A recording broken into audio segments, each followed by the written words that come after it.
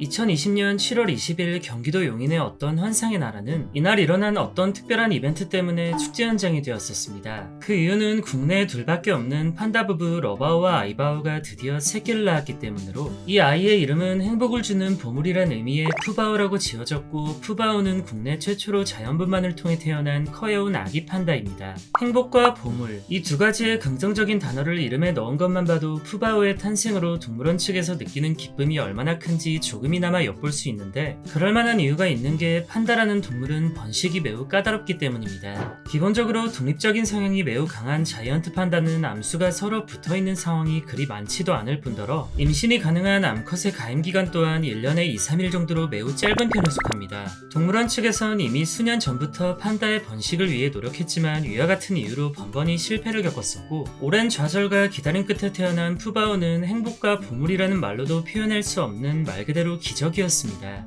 태어날 당시 고작 197g의 가냘품을 가지고 있던 푸바오는 이후 몇 달 사이 폭풍 성장하여 뚠뚠한 몸을 자랑하는 동물원의 마스코트가 되었고, 인기가 얼마나 많은지 뚱빵이나 프리니, 푸공주 등등 애정 섞인 수많은 별명까지 생겼습니다. 그런데 이렇게나 사랑받는 푸바오는 조만간 우리나라를 떠나 중국으로 가야 하는 가슴 아픈 현실에 놓여 있는데, 2020년 7월에 태어난 푸바오는 번식이 가능한 4살이 되는 2024년 7월쯤이 되면 중국으로 반환되어야 합니다.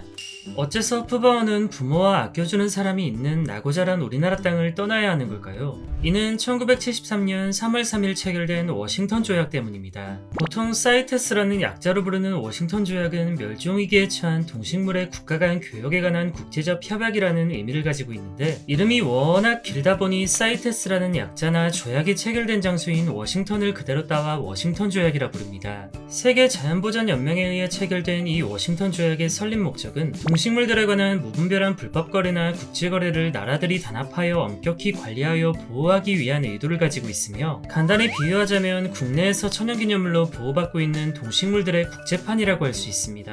2023년 기준 184개국의 나라들이 사이테스에 가입하여 이 협약을 지키고 있고, 우리나라도 1993년 7월 가입하여 환경부가 총괄을 담당하고 있습니다. 사이테스에 등록되어 국제적인 관리를 받고 있는 동식물은 현재 약 5천여 종의 동물과 28,000여 종의 식물이 있고, 이 동식물들은 각각 멸종위기 정도에 따라 1급과 2급, 3급으로 분류되어 그에 맞는 규제를 받고 있습니다. 여기서 1급으로 분류된 동식물들은 국제거래 발생 시 멸종에 직접적인 영향을 받을 수 있는 종으로서 가장 높은 단계의 규제를 받고 있는데, 이들은 오로지 학술이나 연구 목적으로만 들여올 수 있고 개인이 절대 기르거나 소유할 수 없습니다. 그리고 2, 3급에 속한 동식물들은 현재 멸종 위기까지는 아니지만 국제거래를 엄격히 규제하지 않을 시 위험에 처해질 수도 있는 종으로서, 이 경우 일부 종에 한해 거래가 허용되지만 우리나라 기준 환경부에 따로 신청을 하고 허가를 받아야 합니다. 앞서 소개해드린 푸바오와 같은 그레이트 판다는 호랑이나 밍크고래 등과 같이 가장 높은 등급인 1급으로 분류되어 국제거래가 엄격히 금지되어 있으며,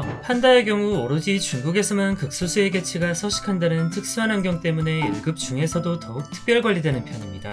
이러한 워싱턴 조약 때문에 본토인 중국을 제외한 다른 나라에선 법적으로 판다를 소유하거나 구매할 수 없게 돼 있는데, 현재 전 세계 10여 개국의 나라에서 판다를 만나볼 순 있지만 이 판다들은 모두 중국에게서 빌려온 판다들입니다.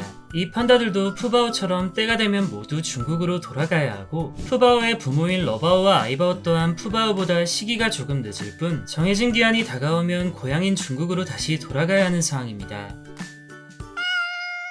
그런데 중국이 판다를 다른 나라에게 빌려주는 행위, 즉 임대 형식의 거래 또한 엄밀히 따지자면 워싱턴 조약에 어긋난다고 할 수 있는데, 사실 여기엔 조금 특별한 비밀이 숨어 있습니다. 중국이 판다를 다른 나라에 보낼 땐 단순히 돈을 받고 보내는 거래 형식이 아닌 선물이라는 명분하에 공동 연구 목적으로 보내고 있습니다.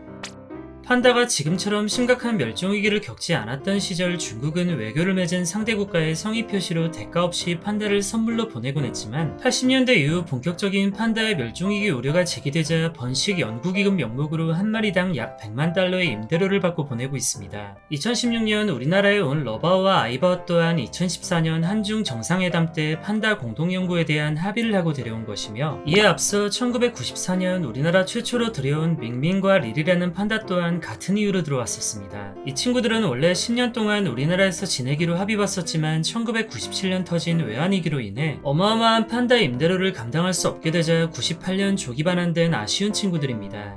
푸바와 바나나에 대한 구체적인 날짜는 현재 중국과의 협의가 진행 중이기 때문에 아직 신락 같은 희망이 남아있긴 하지만, 중국은 전 세계를 통틀어도 1800여 마리밖에 남지 않은 판다의 개체수를 늘리는 데 총력을 기울이고 있기 때문에 협의가 쉽지만은 않을 것이라고 합니다. 여담으로 판다의 개체수가 이렇게나 적다 보니 쉽게 보기 힘든 요상한 족보가 생기기도 하는데, 러바오의 엄마인 룽신과 아이바오의 아빠인 루르는 사실 한때 부부 사이로 이들에겐 펀이라는 딸이 있습니다.